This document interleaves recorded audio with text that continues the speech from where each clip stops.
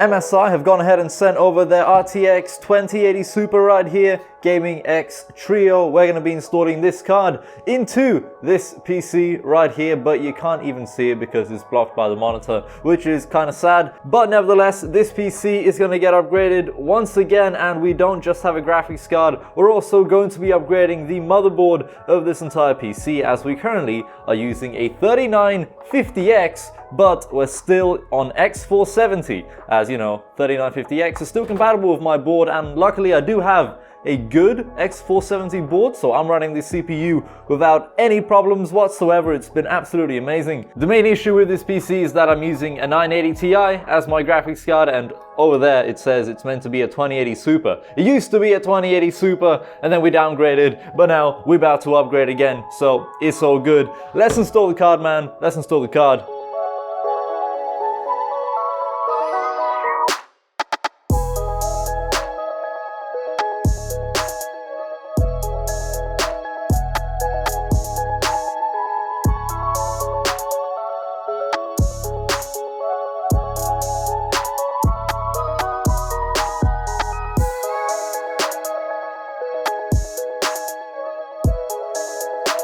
Alright, it's been a couple of days since I began recording this video. I have finished benchmarking the RTX 2080 Super, both stock, and I also put an overclock on it and ran the benchmarks again. The overclock was actually very impressive and very stable. This card is actually a bit more stable than the other RTX 2080 Super I had in the PC before.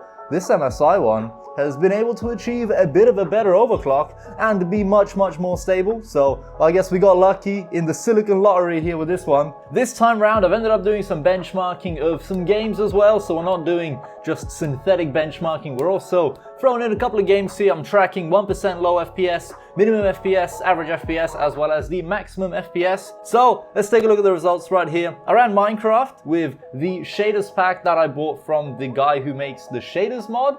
He has like a Patreon. I had to pay like $10 or something to even get the mod pack. But I downloaded the mod, downloaded everything, got it all working, and this is the FPS we got. Now, if you're wondering why the FPS isn't really that high, in freaking Minecraft with an RTX 2080 Super, this should be running the game like 60 FPS minimum. But with shaders, yeah, the FPS drop is quite major. Luckily, the overclock did actually make a noticeable difference in terms of the performance of the game. We went from an average of 50 FPS to 55.1, so that's about what, 10% increase in performance? Pretty damn impressive, bearing in mind we just put mainly like a big memory overclock on it and added 120 megahertz to the core clock. But the reason that the FPS was low is that one, you know, we're using shaders, plus the render distance, I think I set it to 22 or 24, and the render distance of shaders was set to 1x. The rest of these games also ran the same overclock across the board, so I ended up hopping into Rust for a little bit, and this is the kind of performance we got here. So on average, we got 100 FPS using the stock settings on the card. However, once I put the overclock on here, we got 113 FPS on average. That is like 13% increase in performance right there. Mountain Blade 2 Bannerlord is another game I ended up benchmarking. I understand that this game is still in beta or alpha, so the performance of it is probably going to change once the game actually gets released and becomes more optimized. For now though, I ended up benchmarking the game anyway, as it is a game that I play, and it's a game that so many people were waiting for to be released on Steam, and it's finally available on Steam and you can play it and everything, so it is a very popular game. I wanted to benchmark it. So looking at the results right here, for the stock settings, we got 101 FPS on average. Now the way I ran this benchmark is I hopped into a custom battle with 300 people, 150 versus 150, so that would be like, you know, a decent amount of characters running about and everything, so that we could like stress test the system enough and actually get somewhat comparable results here. The overclocked results, I feel like might be a little bit too exaggerated, but it's what my software recorded. This is like the numbers I got, so it is what it is. The overclocked results, we got 117 FPS versus 101 FPS on stock. So overclocked results got us what, like 15% more performance? And what saw very big increases is the minimum FPS and the 1% lows. They jumped up by quite a lot, man, from 61.8 FPS being the minimum using stock settings, we jumped up all the way to 75.2 being the minimum FPS, which I feel like is probably down to the memory overclock or the core clock, you know, mix of both, really helped us increase our FPS right here. And in terms of the rest of the in-game settings for Mount & Blade II Bannerlord as well as Rust, literally every setting was maxed out as much as it can be, apart from motion blur. I turned off motion blur for Mount & Blade II Bannerlord as well as Rust. As always, I also threw in some synthetic benchmarking here as well. We have 3D Mark TimeSpy, once again, stock versus overclocked result. We saw an increase of about 7.5%, about a 900 point increase in TimeSpy right here. Not as much of an increase as we saw on the actual games that I benchmarked, where they saw much bigger increases in performance than the synthetic benchmark, but nevertheless we saw an increase in performance anyway. Moving on, I also ended up running 3D Mark FireStrike, stock versus overclocked. We saw an increase of once again about 7% here in performance, but nothing crazy, not as big of a gain as we saw in the actual gaming tests that we did. That's it for the benchmarking though. I was actually really impressed by how quickly Adobe Premiere can like export my videos now. Pretty good, this RTX 2080 Super. Alright, let's do a boot test. Boom, PC's booting, the timer is going. I actually timed this PC, it booted up in like 34 seconds at one point. That was really impressive. I don't know if we're gonna pull off 34 seconds this time. Maybe, maybe not, but goddamn, 34 seconds for a boot up is pretty damn good. Maybe we'll even beat it. Oh look, there's MEG, there's the BIOS screen. We're 24 seconds in. I mean, I don't even know why I'm pressing buttons on here.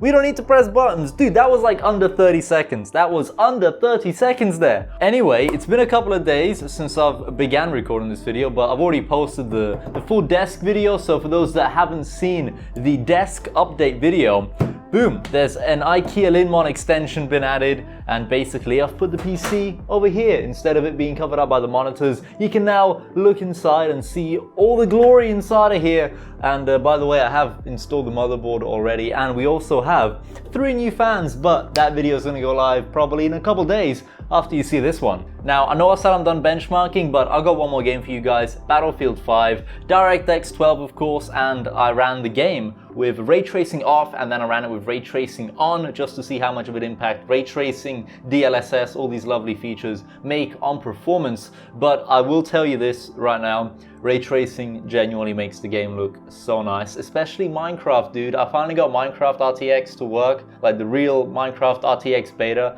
to work on my PC. I finally found a way to do it, and my god, that game looks so much better with ray tracing. Way better than the shaders mod, but the FPS, Jesus Christ, you take a big hit with FPS once you turn on ray tracing. Can't wait for the next gen cards. Hopefully we're gonna see some major improvements in terms of like ray tracing performance and all that. But for now, let's take a look at the benchmarks I ran with Battlefield 5 with ray tracing off and on. Now bear in mind, the results you're seeing here are single player, but regardless, with ray tracing off, on average, with a stock card, we got 152.8 FPS. Once I put an overclock on the RTX 2080 Super, we got 165 FPS on average, an increase of about 8.3% for the average FPS with ray tracing off. The moment I turned on ray tracing, we saw the FPS drop a considerable amount. Once again, these results are from single player, not multiplayer, but I will touch on what kind of frames you could expect with running this kind of setup in multiplayer as well, both 1080p and 1440p. 101 FPS on average with the card stock, and then with the overclocked settings we got 107.3 FPS on average, an increase of about 5.3%. The overclock seemed to really make a big impact on the minimum FPS we had in Battlefield, so that actually went up by 17% because we overclocked the graphics card a lot there. But these are the results for single player, you know, ray tracing off and on. In terms of the multiplayer FPS you could expect on playing Battlefield, depending on what map you play, obviously, it's gonna be different, but on 1440p with every single setting cranked to ultra, ray tracing on, literally all the settings pretty much maxed out, 1440p, I was getting, I think, around 70 FPS on average. The game was playable, but obviously on a 144Hz monitor, it could have been smoother. When I turned the resolution down from 1440p to 1080p and continued to play it on this Razer monitor, the FPS increased to about 90, maybe 95 FPS on average on 1080p. So that's kind of like what you should probably expect too. if you want to play Battlefield 5 with ray tracing on, you probably should have like a 2080 Ti realistically if you're playing at 1440p. Maybe 1080p as well. I'd probably also recommend like 2080 Ti level, you know, graphics card. But yeah, at the minute, ray tracing still takes a big hit on your performance, obviously, but for lower end graphics cards, DLSS will make a big impact in terms of increasing your FPS.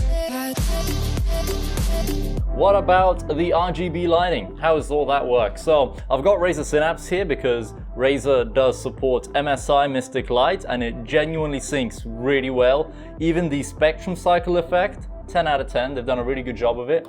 If I press apply to all under the spectrum cycle, what you're gonna see is the keyboard, monitor, my mouse of course, the nano leaves, and most importantly, every single part in the PC build, even that headset stand right there, all syncs up really well and they stay in sync perfectly. MSI Mystic Light paired with like Razer Chroma, they have really good integration and genuinely everything works super nice. I've not really experimented with the rainbow lighting effects through Razer, but if you want like a rainbow lighting effect for your PC build, head over to MSI Dragon Center, and the moment you press on rainbow and press apply, there you go, man. We have the RGB enabled, and through MSI Mystic Light, it actually fixes the problems I used to have with this RAM. The Asus motherboard I used to use before would make the RAM completely out of sync, and whenever you try to put the rainbow lighting effect through like Asus Aura, everything would